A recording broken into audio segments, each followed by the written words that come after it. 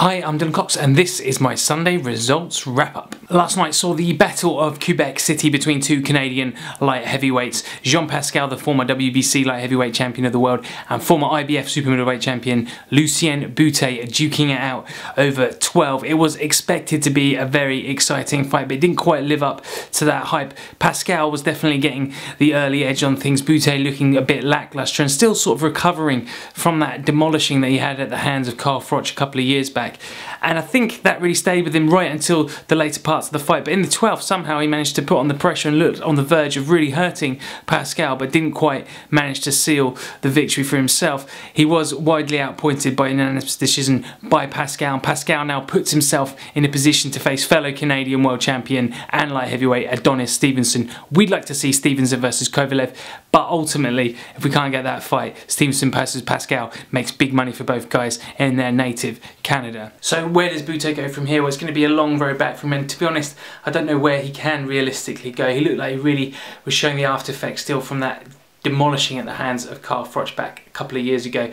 Bute really, even in his ring walk, didn't look like he was fully focused on this fight. Didn't look like he really still has it in him, you know. Some of the shots he was throwing very ponderous in the first few rounds, right through to the middle rounds really. It wasn't until the 12th where he really came back into it and really backed up backed up Pascal, should I say, really landed some strong shots and looked like he could do some damage there. But why wait until the 12th round? It was maybe a confidence thing, you know, those sort of demons still floating around his head. He's talked about it in interviews, how that fight really took a lot out of him and really made him, you know, cautious about a lot of things going into the ring.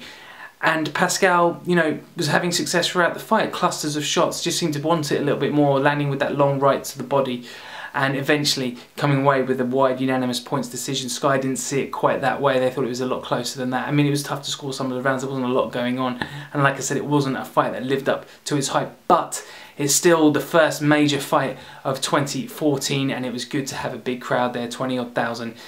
And if Pascal goes on to fight Stevenson, that'll be another massive crowd and another massive fight for Canada. But we want Stevenson versus Kovalev at light heavyweight. That is our priority. On the undercard, Mike Perez returned to the ring only a couple of months after that amazingly engaging and enthralling and also just destructive fight with Abdusalamov. Abdusalamov, let's not forget, went into a coma following that fight. He came out, he went back into the coma, and now it sounds like he's come out of it and he's actually on the road to recovery, which is fantastic news. But Perez getting in the ring so soon after that war against, you know, a guy who'd only had one loss, and again having another bit of a punch up. I mean, it's unfathomable really why he would do that so soon.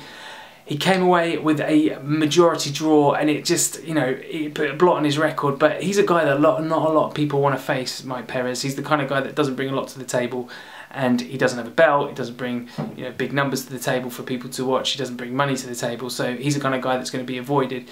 But Carlos Takam, you know, like I said, only one loss. Tough opponent in himself. Managed to grind out the draw as well. And it was a sort of back and forth fight. But Perez, I mean, really take some time out, man. Take a little bit, a couple of months off now, regain yourself, and maybe come back in around, you know, the summertime, May, June time, and we'll see you back in the ring. So that concludes my Sunday results wrap up. Don't forget to comment, like, share on this video. Check all our videos on our channel, youtube.com/seconds out. Stay safe, fight fans, and I'll see you next Sunday on the Sunday results wrap up with me, Dylan Cox for secondsout.com.